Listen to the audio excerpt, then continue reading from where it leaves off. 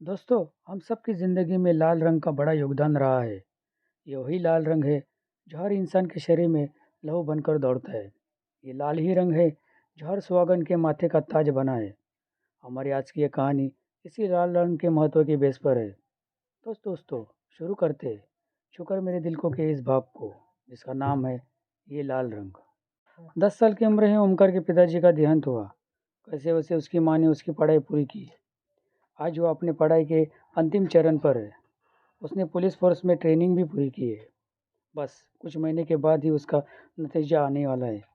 पूरी सोसाइटी में ओमकार को एक नेक और अच्छे संस्कार का लड़का माना जाता है। सोसाइटी के हर लोगों के दुखों में वो शामिल होते हुए नजर आया है। 1 रुपए की क्या कीमत है, वो शायद ओमकार ही जानता है। राह पर चलते हुए किसी लड़की की कोई भी अजनबी लड़का अगर उसे छेड़े तो फिर समझो उस लड़की की कोई खैर नहीं। इसलिए तो उस सोसाइटी की हर एक जवान लड़की ओमकार पर लट्टू है।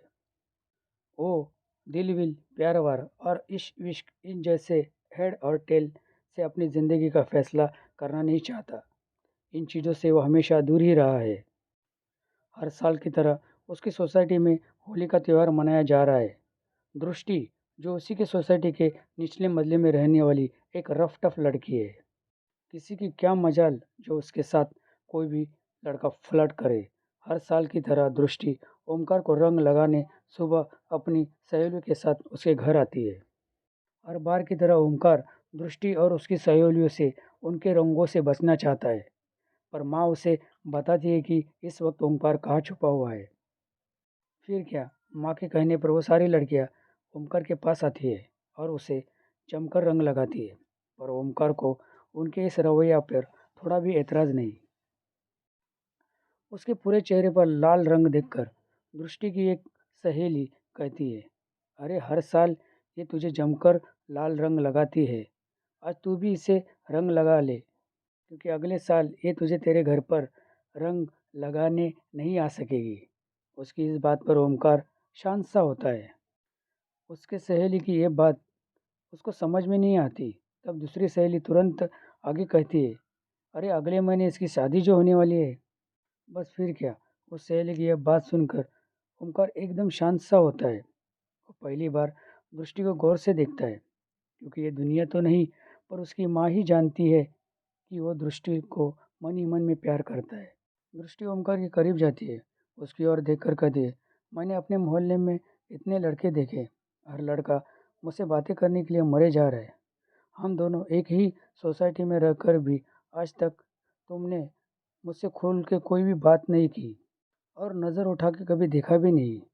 आज जी भर के देख लो और अपने हाथों से ये लाल रंग भी लगा लो। शायद अगले साल मैं तुम्हें हर बार की तरह तंग करने के लिए यहाँ न रहूँ। यह कहकर वो अपने हाथों में लाल रंग लेकर ओमकार के दोनों गालों पर जी भर के रंग लगाती है। उसकी ये बातें सुनकर ओमकार भावुक होता है। उसकी आंखों से पानी बहने लगता है। पर उसे क्या पता उसकी इस बात पर ओमकार को कितना दुख हुआ है। वो फिर से कहती है, लो अपने दोनों हाथों से मुझे रंग लगा लो। इस पर ओमकार अपने आप को संभालते हुए कहता है, ये लाल रंग तुम पर मेरा उधार रहा। इस वक्त तो मैं तुम्हें ये लाल रंग लगाने के लिए काबिल नहीं हूँ, पर हाँ, वादा करता हूँ जब भी काबिल बनूंगा तब हक से ये लाल रंग अपने हाथों से तुम्हें ज़रूर लगाऊंगा। और तब मैं ये नहीं देखूंगा कि ये दुनिया क्या कहेगी। बस फिर क्या, उसकी ये बातें सुनकर दृष्टि कुछ पल के लिए एकदम शांत सी होती है। न जाने उसे क्यों एहसास हो जाता है कि मानो वो उसे बचपन से चाहता है और उससे प्यार करता है। जिस बात को 5 साल हो चुके हैं, ओमकार एक बड़ा पुलिस ऑफिसर बना है। दृष्टि के जाने के बाद उसने वो सोसाइटी ही छोड़ दी जहाँ पर उसने अपना बचपन गुजारा था। पर आज भी उसे किसी का इंतज़ार है। जब भी होली का त्यौहार आता है तो उसे डर सा लगता है। दृष्टि के जाने के बाद उसने कभी भी होली के इस लाल रंग का सामना नहीं किया। कहते हैं ना, कुछ कहानियाँ ऐसी भी होती है जिसका कोई अंत नहीं होता। और ऐसा ही कुछ आज ओमकार की ज़िंदगी में होने जा रहा है। अचानक होली के एक दिन पहले उसे उसके बचपन के एकदम क्लोज दोस्त शिवम का फ़ोन आता है। उसकी वो सारी बातें सुनकर ओमकार को एकदम शौक सा लगता है। और इत्तेफाक से तो देखो, कल रंग पंचमी है। सुबह वो अपने साथ लाल रंग का एक पैकेट लेकर घर से सीधे अपने पुरानी घर की ओर निकलता है। पुलिस ऑफिसर होने की वजह से उस पर कोई भी रंग नहीं लगा था और यहाँ उसके सोसाइटी में दृष्टि को रंग लगाने के लिए उसी की बचपन की सहेली आती है, पर वो सभी को अपने आप पर रंग लगाने के लिए साफ इनकार करती है। क्यों न करे, क्योंकि हमारे आज के समाज में किसी भी विधवा को होली खेलने का कोई भी अधिकार नहीं है। इस वक्त वो अपने ही माँ बाप के घर में हमेशा के लिए आई है। शादी के कुछ ही महीने के बाद उसके पति के कैंसर की वजह से मौत हो चुकी है। उनके बेटे की मौत का कारण उसकी नवी नवेली बहू ही है, ऐसा उनका मानना है। आखिर अपनी बेटी का दुख दृष्टि के माँ बाप को देखा नहीं गया, इसलिए वो दोनों हमेशा के लिए अपनी बेटी को अपने घर ले आते हैं। इस वक्त दृष्टि अपने बीते दिन को याद करके रो रही है और तब उसके दरवाजे की डोर की बेल बजती है। यह देखकर वो चिल्लाते हुए दरवाजे खोलते हुए कहती है, तुम लोगों को समझ में नहीं आता, नहीं खेलना है मुझे होली। इतना कहने के बाद उसकी नज़र सामने खड़े हुए ओमकार की ओर जाती है। अचानक आए हुए ओमकार को देखकर वो एकदम हैरान सी होती है और उसके मुंह से शब्द निकलते, ओमकार तुम। तब किचन के अंदर से दृष्टि के पिताजी ये कहते हुए आते हैं, कौन आया है बेटी। दरवाजे के पास आते वो भी ओमकार को देखकर हैरान होते हैं। इस वक्त ओमकार दरवाजे के दहलीज पर खड़ा है। वो दृष्टि की ओर देखकर कहता है, क्या मैं अंदर आ सकता हूँ। इस पर दृष्टि तो कुछ नहीं कहती, पर उसके पिताजी तुरंत कहते हैं, हाँ आओ ना बेटे। ओमकार अंदर आता है। पिताजी उसे बैठने को कहते हैं। ओमकार को बैठने के बाद वो तुरंत उससे कहते हैं, अरे भाई कहाँ हो तुम, कहाँ अचानक गायब हुए। फिर वो दृष्टि से कहते हैं, अरे जाओ बेटी ओमकार के लिए पानी ले आओ। दृष्टि ओमकार की ओर देखती ही रहती है। इस पर ओमकार कहता है, काका मैं यहाँ पर पानी पीने के लिए नहीं आया हूँ। इस पर दृष्टि ओमकार की ओर देखकर कहती है, मुझे पता है तुम भी औरों की तरह मेरे दुख के जख्मों को कुरेदने यहाँ पर आए हो। इस पर ओमकार कहता है, दृष्टि मैं जानता हूँ ये ज़िंदगी सूरज और चांद की तरह नहीं होती जो सिर्फ उगना और अस्त होना ही जानती है। ज़िंदगी उस बहते हुए पानी की तरह होनी चाहिए जो कभी एक ही जगह पर ठहरना नहीं जानती। मैं यहाँ तुम्हें ज़िंदगी का पाठ पढ़ाने नहीं आया हूँ, मैं तो यहाँ बस अपनी उधारी चुकाने के लिए आया हूँ। यह कहकर वो अपने जेब के अंदर हाथ डालते हुए लाल रंग का पैकेट निकालता है और उसे फाड़ते हुए कहता है, तुमने मुझसे 5 साल पहले इसी होली के त्यौहार के दिन कहा था कि मुझ पर तुम्हारा ये लाल रंग उधार है। किसी भी होली के दिन तुम मेरे गालों पर ये लाल रंग लगा सकते हो, ऐसा तुमने कहा था। आज मैं यहाँ इसी होली में वही करने आया हूँ, पर तुम्हारी इस रवैया से मुझे ऐसा लग रहा है कि जो 5 साल पहले तुमने मुझसे जो उधारी ली थी वो मुझे तुम नहीं लौटा सकती। चलो उधारी तो नहीं, उसका ब्याज तो लौटा दो। समझ सकता हूँ तुम्हारे हालात को। तुम्हारा ज़मीर मेरे हाथों से ये लाल रंग लगाने की इजाज़त नहीं दे सकता। ठीक है, अपने खुद के हाथों से मेरे लाए हुए इस लाल रंग को तुम लगा लो। मैं ये मान लूँगा कि तुमने मुझसे किया हुआ वादा पूरा कर दिया। यह कहकर वो वहाँ से जाने के लिए निकलता है। दरवाजे के करीब आते ही दृष्टि उससे कहती है, रुको ओमकार।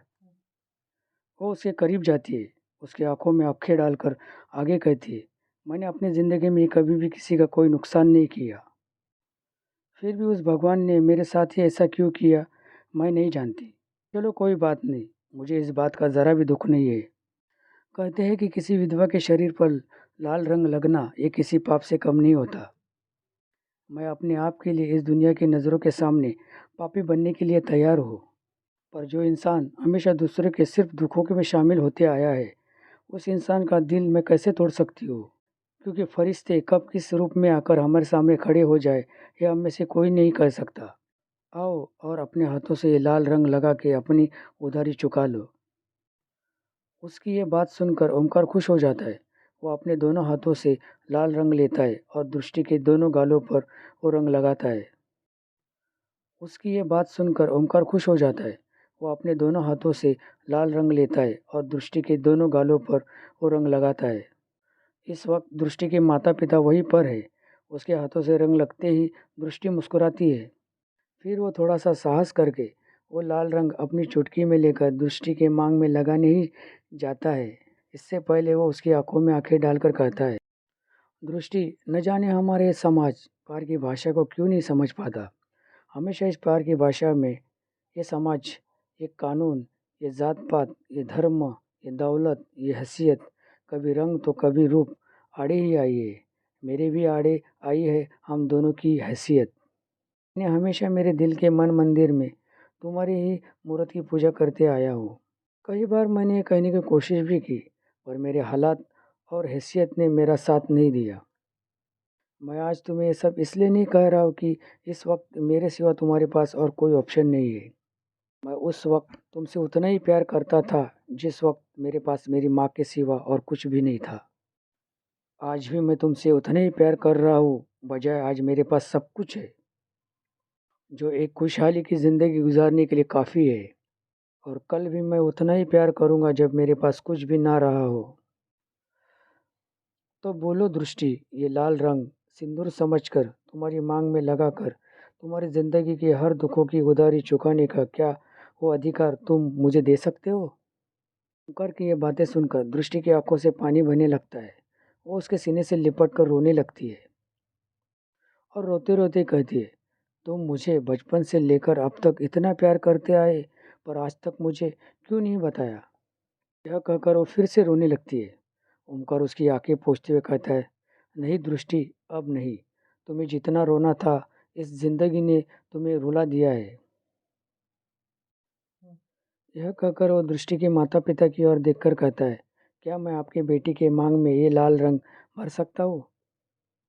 ओमकार की इस बात पर दृष्टि के माता पिता भावुक होकर कहते हैं, बेटा, ये सुना है कि फरिश्ते कभी दिखाई नहीं देते, पर आज हमारी खुदकिस्मती तो देखिए।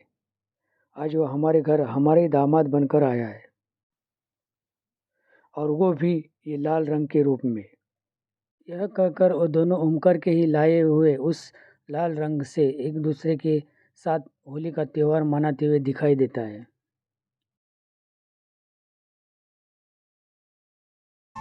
तो दोस्तों वीडियो पसंद आए तो प्लीज़ दोस्तों लाइक एंड सब्सक्राइब। मैं मिलता हूँ छूकर मेरे दिल को के अगले भाग में।